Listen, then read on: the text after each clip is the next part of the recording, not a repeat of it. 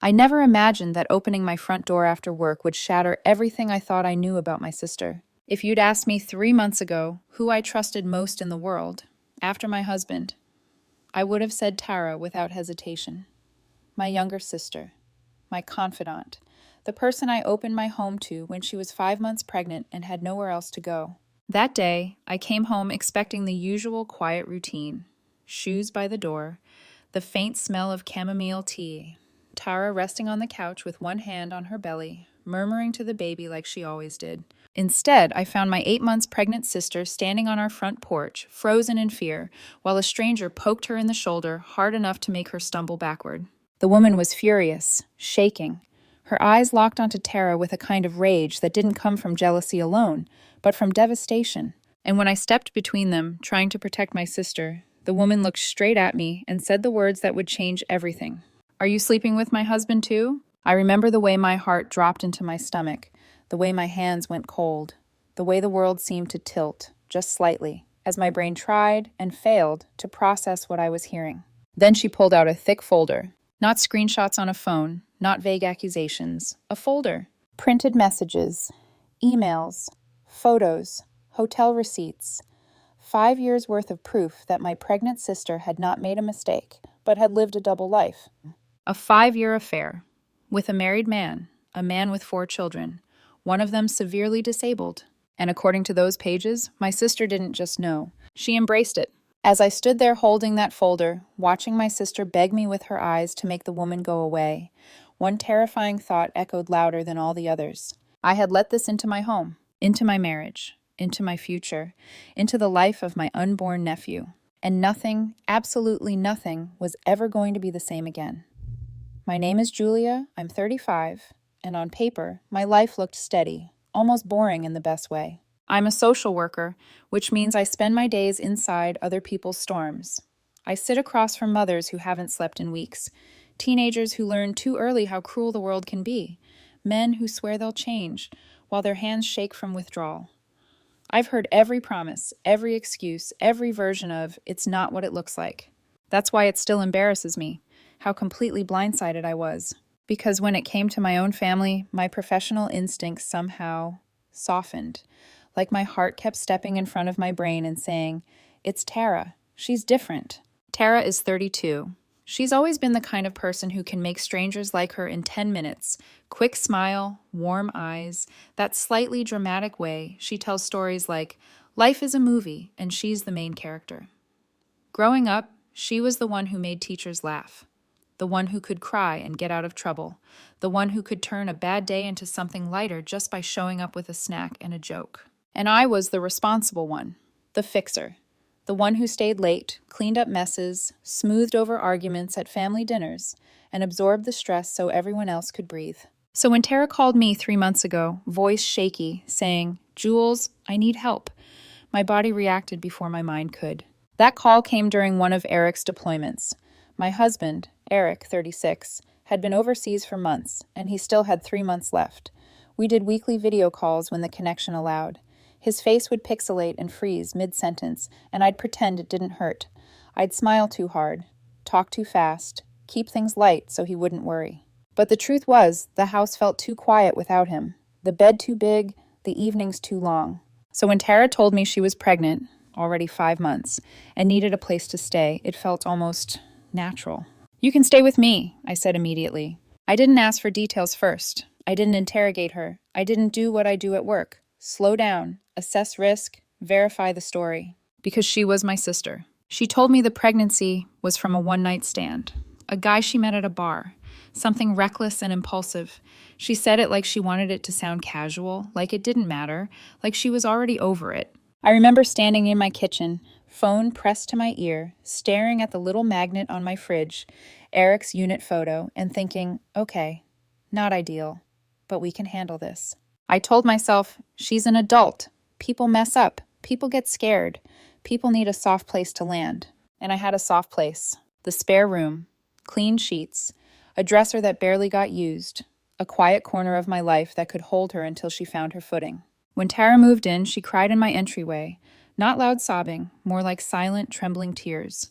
She hugged me so tight my ribs hurt. "Thank you," she kept whispering. I swear I'll be good. I'll help. I'll be out as soon as I can. For a while, she really was good. She cooked some nights, simple meals, nothing fancy. She folded laundry without being asked. She insisted on cleaning the bathroom because she said, "I'm the guest, Julia. Let me contribute." Some evenings, we'd sit on the couch with a blanket, watching cheesy reality shows and criticizing everyone's choices like we weren't living inside our own mess. And I'll admit it, I liked the company. It wasn't replacing Eric, nothing could, but it filled the silence. It made the house feel less empty. It gave me someone to talk to who knew the same childhood memories, the same family jokes, the same stories. Tara would rub her belly and say things like, "He kicked," and I'd lean in like it was the most important thing in the world. I even started imagining what kind of aunt I'd be. I pictured tiny socks in my laundry room, a baby swing in the living room, Tara laughing with a newborn in her arms, finally softening into something calmer. And through all of it, I truly believed she was grateful. I truly believed her story.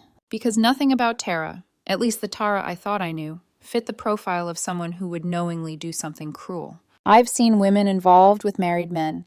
I've watched them convince themselves they're the exception, the soulmate, the real relationship. I've heard the same lines. He's unhappy, he's trapped, he's only staying for the kids. But those women were strangers, cases, names on files. My sister wasn't supposed to be one of them. So when the stranger on my porch shoved that thick folder toward me, and my brain started to connect dots it didn't want to see, I felt something colder than shock. I felt betrayed by my own judgment, because I didn't just let Tara stay with me. I defended her, I protected her, I built safety around her with my own hands. And if what that woman was saying was true, then the person sleeping under my roof wasn't just my sister. She was someone capable of tearing apart another woman's life for 5 years, then walking into my home, resting in my spare room, and letting me look at her like she was the victim. And the worst part?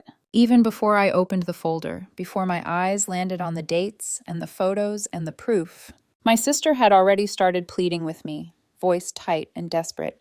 "Julia, please, don't listen to her. She's crazy. She's lying." But her eyes weren't confused. They were terrified, like someone who knows exactly what's about to be exposed. I didn't open the folder right away.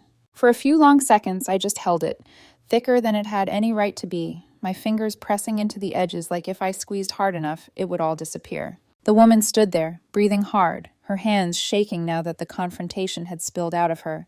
Anger had burned through her, but underneath it, I could see something else. Exhaustion. The kind that settles into a person after years of swallowing pain.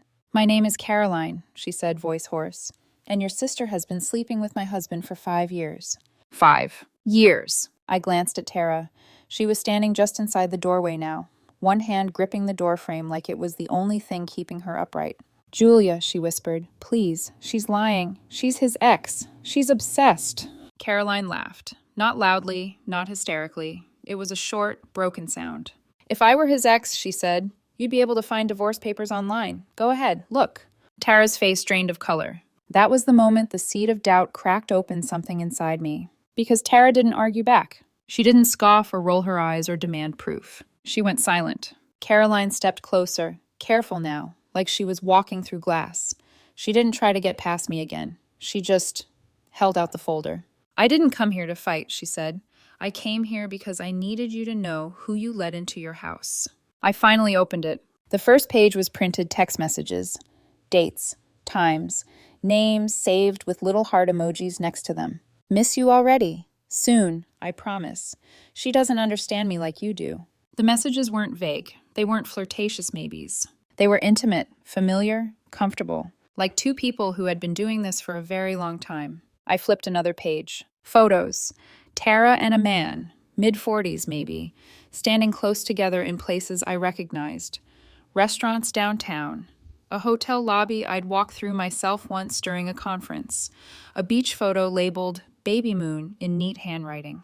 My stomach twisted. Caroline kept talking, her words spilling out now that the dam had broken. "He promised to leave," she said. "He promised her. He promised me too, every time I found out. And she knew. She always knew."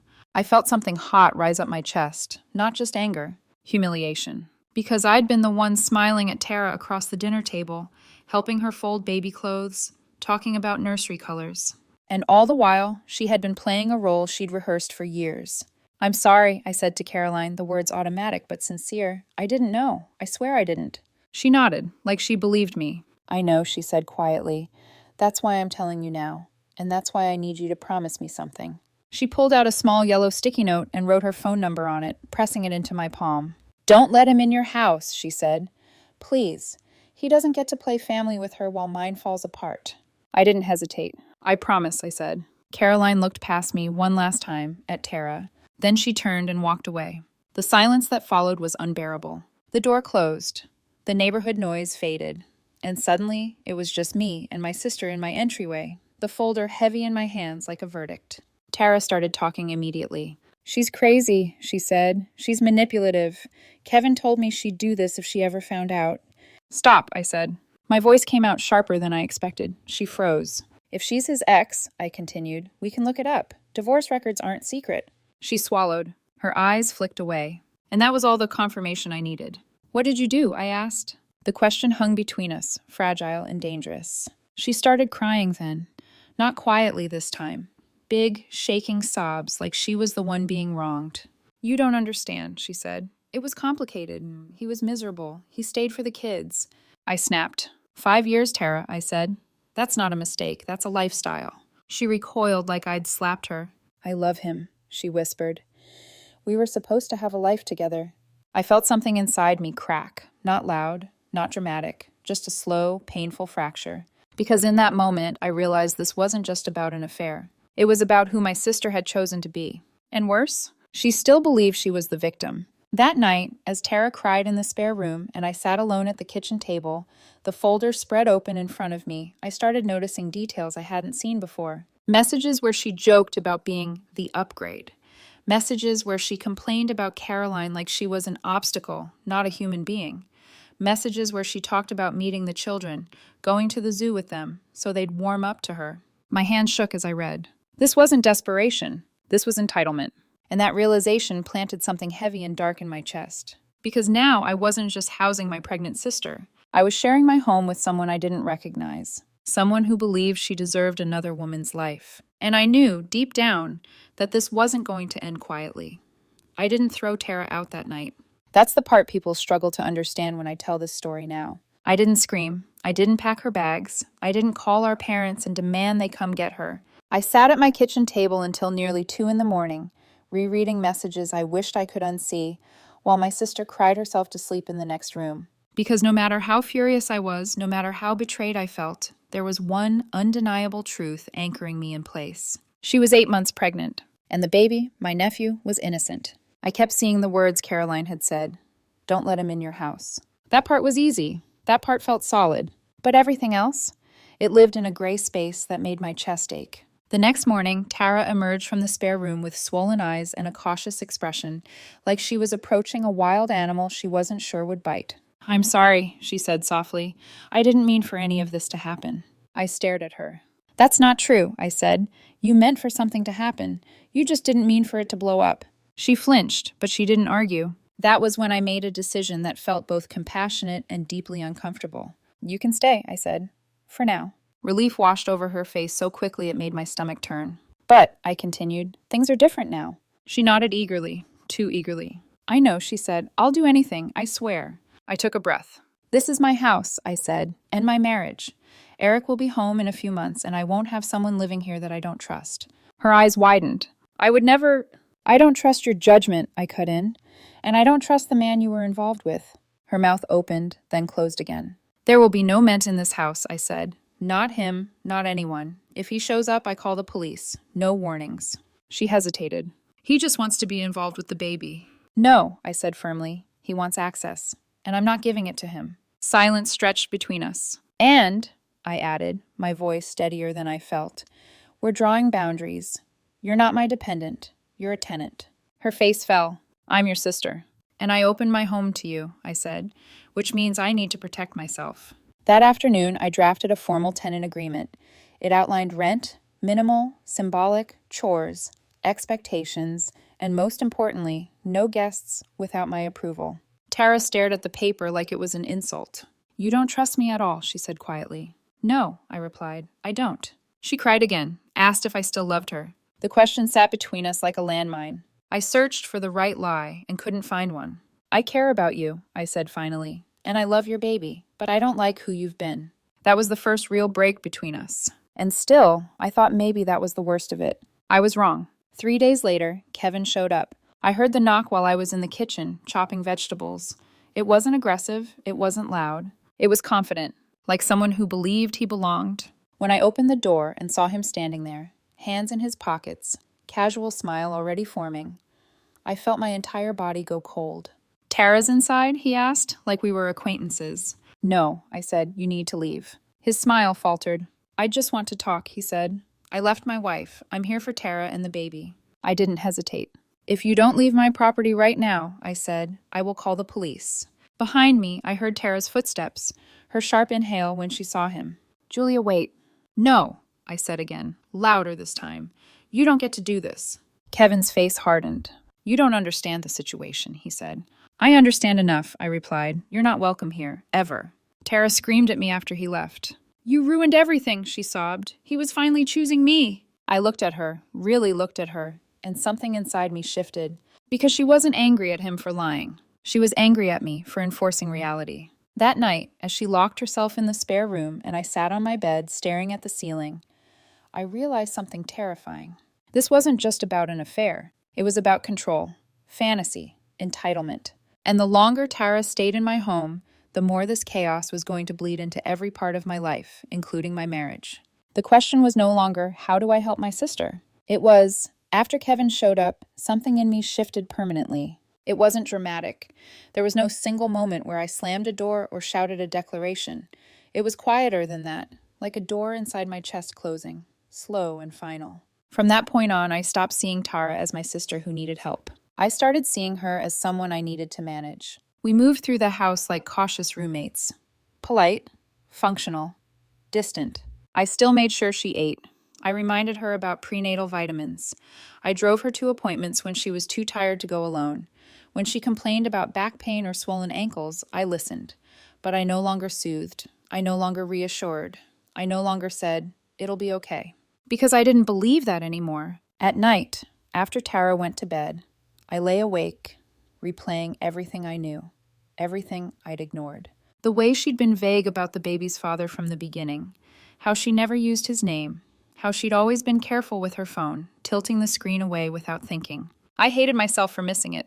As a social worker, I'd counseled women in situations just like this. I'd watched them cling to unavailable men, convinced love would eventually reward their patience. I'd watched the devastation when reality arrived. And yet, when it was my sister, I'd suspended disbelief. Because loving someone doesn't make you immune to manipulation. If anything, it makes you more vulnerable to it. Tara, meanwhile, was unraveling. She cried often, sometimes loudly, sometimes in the quiet, wounded way that makes you feel like a monster for not comforting her.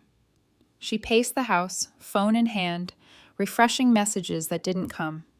When Kevin did text, her mood would swing instantly.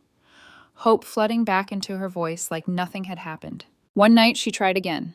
"He says he's just confused," she told me, sitting across from me at the kitchen table, hands wrapped around a mug she wasn't drinking from.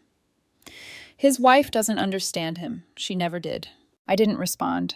"You think I'm horrible," she said. I met her eyes. "I think you're lying to yourself," I said calmly. "And that scares me more than anything else." Her face crumpled. "You're supposed to be on my side." "I was," I said, before I knew the truth. She accused me of judging her, of acting morally superior, of punishing her when she was already suffering. And maybe part of that was true. But what she didn't understand, what she refused to understand, was that this wasn't about punishment. It was about trust. And mine was gone. The breaking point came in pieces, not all at once. At the grocery store, I noticed women whispering when Tara passed. A neighbor avoided eye contact. Someone muttered homewrecker under their breath. Once, a woman spat near Tara's feet in the produce section. I wanted to be angry on Tara's behalf. Instead, I felt tired. Because consequences had arrived, and Tara still believed she was the victim of them. She began staying in bed longer. Her blood pressure crept up. Her doctor warned her about stress. I tried to create calm. Lowered lights, quieter evenings. But Tara kept feeding the chaos, scrolling through messages, replaying conversations, clinging to the same fantasy. Kevin texted, then disappeared, then returned, then disappeared again. and every time he resurfaced, Tara lit up like a match. I suggested she block him. She laughed. "You don't block the father of your child," she said, like I was naive. That night, when Eric and I talked on video, he knew something was wrong before I said a word. He saw it in my posture, in the way I avoided details, in the careful neutrality of my tone. So I told him everything. I watched his face change as I spoke, confusion giving way to disbelief, then something darker. "That doesn't sound like the Tara I know," he said quietly. "It's the Tara I'm living with," I replied. He was worried about her judgment, about boundaries, about our home when he returned. And for the first time, I had to confront a truth I'd been avoiding. By trying to protect my sister, I was putting my marriage at risk. That realization hurt almost as much as the betrayal itself, because I had always believed being loyal meant enduring. Now I was starting to understand that loyalty without limits becomes self-destruction. I began taking steps, not emotional ones, but practical ones. I opened a separate bank account. I documented everything. I made contingency plans I hoped I wouldn't need. And through all of it, Tara watched me with growing resentment. She could feel the distance widening. She just didn't understand why I wasn't closing it. But I was already bracing for what I knew was coming. Because when fantasy collapses, it doesn't go quietly. It fights. And my sister was nowhere near ready to let hers die. The weeks leading up to the birth felt like living inside a pressure cooker. Everything was quiet on the surface.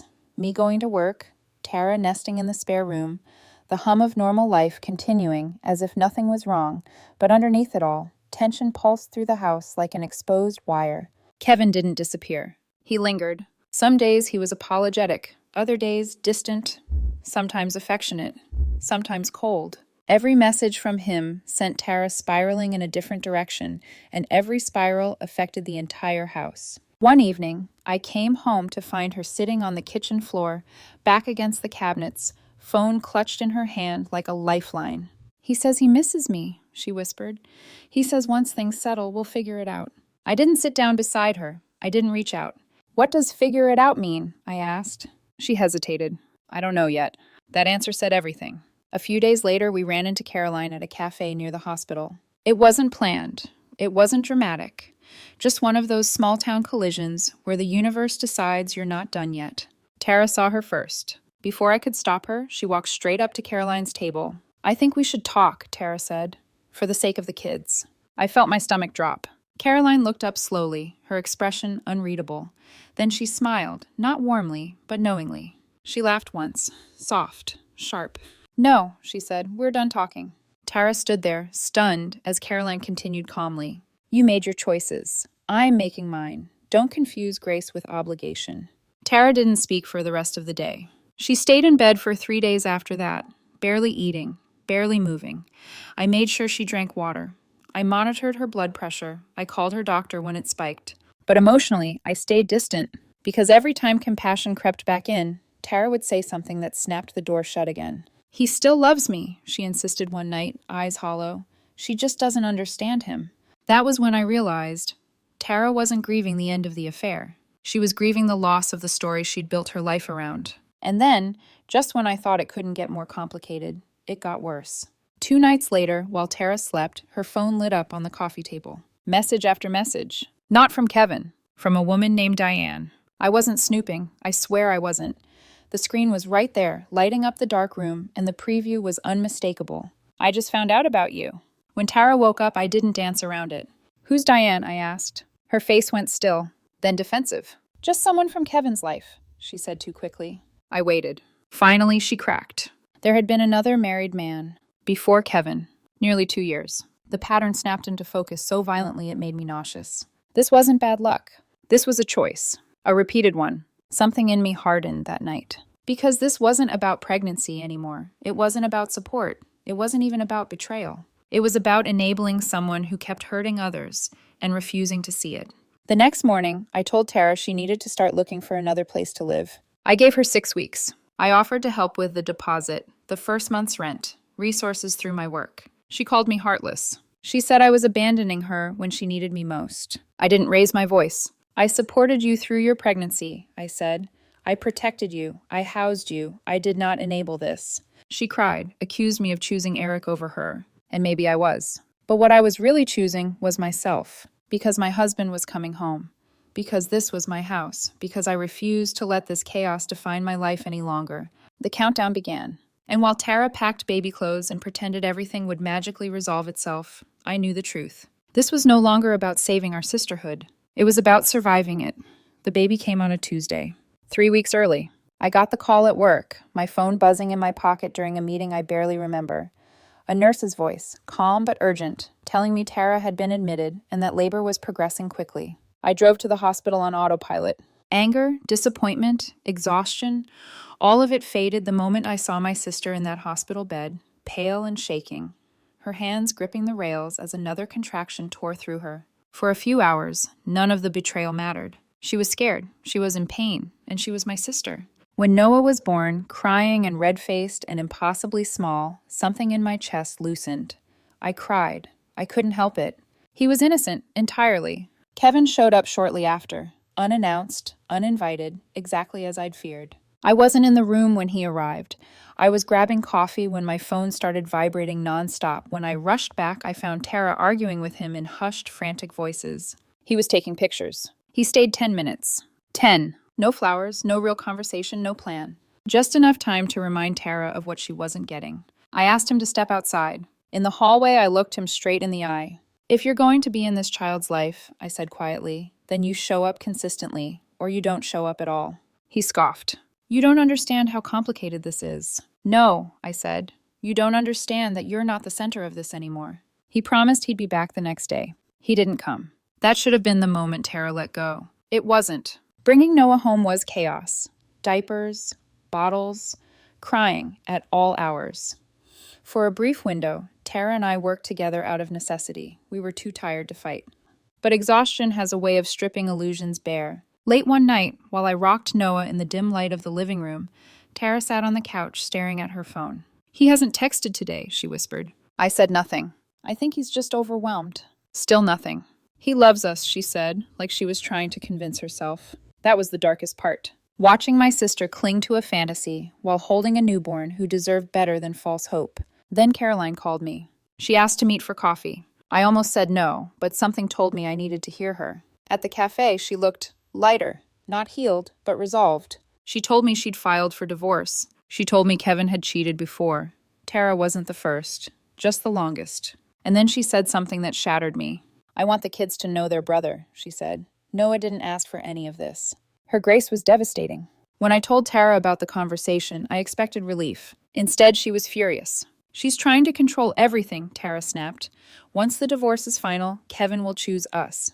That was the moment I felt truly alone. Because the sister I had been trying to save didn't want saving. She wanted validation. She wanted her story to be true. And I couldn't give her that. That night, as Noah cried in his bassinet and Tara slept upstairs, I sat in my bedroom with the door closed and cried quietly into my pillow. Not for Tara. For the loss of the sister I thought I had. For the impossible position I'd been placed in. For the realization that sometimes loving someone means accepting that you can't fix them. And that the person who hurts you doesn't always look like a villain. Sometimes she looks like family.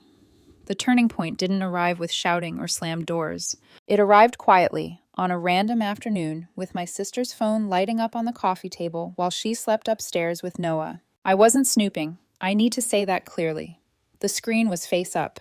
The room was dim, and the name that flashed across it wasn't Kevin.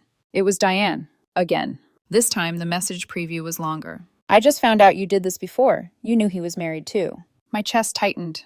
When Tara came downstairs a few minutes later, her hair still messy from sleep, I didn't pretend I hadn't seen it. Who is Diane? I asked, my voice calm in a way that surprised even me. She froze. The silence stretched long enough to feel intentional. Then she sighed, heavy and resigned. It doesn't matter, she said. It matters to me, I replied, because this is my house, and because I need to know who I'm living with. She sat down slowly, like her body finally accepted what her mouth had been avoiding. There was someone before Kevin, she admitted. Another guy, married.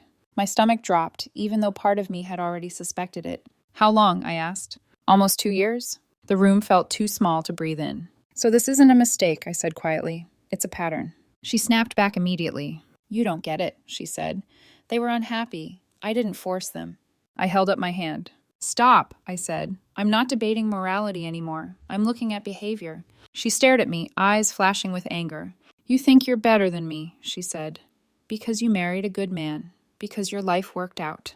That one hurt. I think, I said carefully, that you chase men who are unavailable because you don't want to be truly seen, and that scares you. She laughed bitterly. You're not my therapist. No, I said. I'm your landlord, and your sister, and I'm done pretending those roles don't conflict. That was the moment I made the decision out loud. Tara, I said, you need to move out. Her face crumpled instantly. I just had a baby, she whispered. You can't do this to me. I'm not putting you on the street, I said. I'm giving you 6 weeks. I'll help with the deposit. I'll help with the first month's rent. I'll help you find resources.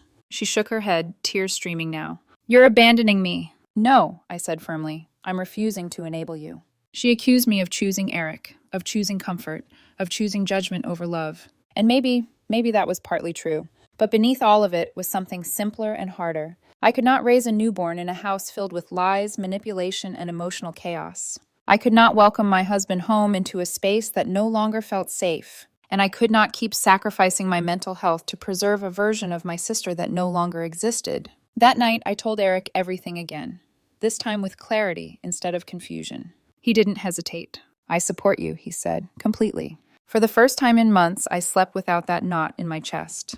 Because I finally understood something I'd been avoiding. Setting boundaries isn't cruelty. It's clarity. And sometimes the bravest thing you can do, for yourself and for the people you love, is say, the fallout didn't come all at once. It arrived in fragments, emails, awkward silences, half-truths finally exposed by reality. Tara moved out exactly 7 weeks later. I helped her load the boxes into a borrowed SUV, holding Noah while she strapped the last of the baby gear into the back seat. He slept through it all, unaware that his first move in life was already shaped by adult consequences. I paid the security deposit. I paid the first month's rent. I even stocked her fridge before she left. Not because I forgave her, but because I refused to let Noah pay the price for her choices. The apartment she moved into was small. 1 bedroom, creaky floors, thin walls, but it was clean and safe. When I handed her the keys, she looked at me with red-rimmed eyes and said quietly, I didn't think you'd actually do it. I didn't think I'd have to, I replied. That was the last emotional conversation we had. Kevin's life, meanwhile, began to collapse in ways Tara never imagined. The divorce finalized quickly, faster than she expected, slower than Caroline deserved. And when it was over, Kevin didn't propose, he didn't move in, he didn't even celebrate. Instead, he filed formal child support paperwork. Twice-a-month visits, court-ordered, strictly scheduled. No romance, no grand declaration. No finally us. Tara waited for the moment he would choose her. It never came. The truth became undeniable when Caroline called me one evening, voice calm but edged with exhaustion. I thought you should know, she said. Kevin's seeing someone else. Another woman. Another lie. I debated whether to tell Tara. In the end, I did. She didn't cry. She didn't scream. She just nodded slowly, like someone who had finally run out of denial. I figured, she said. That was the first real crack in the fantasy. Kevin's visits grew inconsistent. Excuses piled up. Shortened stays. Missed days. Tara stopped defending him. Stopped explaining him away. She started therapy, not because she wanted to, but because I made it a condition of my continued financial help. And therapy did what excuses never could. It forced her to look backward. She told me, weeks later, over coffee, that the therapist had connected her pattern to our childhood, to our father's infidelity, to watching men leave and come back and learning, subconsciously, that love meant competition. I wanted to be chosen, she said quietly, even if it was temporary. I listened, but listening didn't mean forgetting. Meanwhile, Eric came home, 6 weeks earlier than planned. The moment he walked through the door, duffel bag slung over his shoulder, I felt my body release months of tension I didn't even know I was carrying. We held each other in silence for a long time. Later we talked, long, careful conversations about trust, boundaries, and what it means to protect a marriage. He never once blamed me. He told me I did the right thing, and that mattered more than I expected. Tara asked once if she could move back in temporarily. Money was tight. Kevin was late with support again. Eric and I discussed it, and we said no. Instead, I helped her apply for assistance. I watched Noah twice a week so she could work more hours. I supported her without sacrificing my home again. That was the balance. That was the line. Because the fallout wasn't about punishment. It was about consequences settling where they belonged. Kevin lost control of the narrative. Tara lost the fantasy she built her life on, and I lost the illusion that love alone could fix everything. But what I gained? Clarity, stability, peace. It's been 2 months now. Not enough time for everything to heal, but enough time for the fog to lift. My life is quieter again, the kind of quiet that feels earned instead of empty. Eric is home, and we're slowly rebuilding our rhythms, morning coffee together, late night conversations that don't feel rushed, laughter that doesn't carry an edge. Tara and I are different. We're polite, civil, careful. I babysit Noah when she needs help. I rock him to sleep and whisper promises he won't understand for years. That he's safe, that he's loved, that none of this was his fault. I love him without conditions.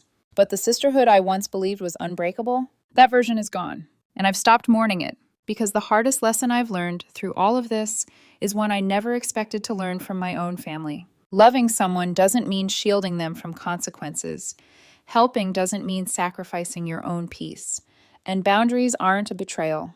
They're a form of truth. For years, I believed being a good sister meant enduring discomfort, staying quiet, smoothing things over, making room, even when that room filled with chaos. Now I understand something different. You can care deeply about someone and still step back. You can show compassion without enabling destruction. You can choose your marriage, your mental health, your safety without being cruel. Tara is finally starting to see reality, slowly, painfully, without the romance she clung to for so long. I hope therapy helps her. I hope she becomes the mother Noah deserves. I hope she learns to want love that doesn't come at the expense of someone else's life. But whether she does or not is no longer my responsibility. Mine is this life I've built, this marriage I've protected, this child I will always show up for. Family stories don't always end in reconciliation. Sometimes they end in clarity, and sometimes that's the ending that saves you.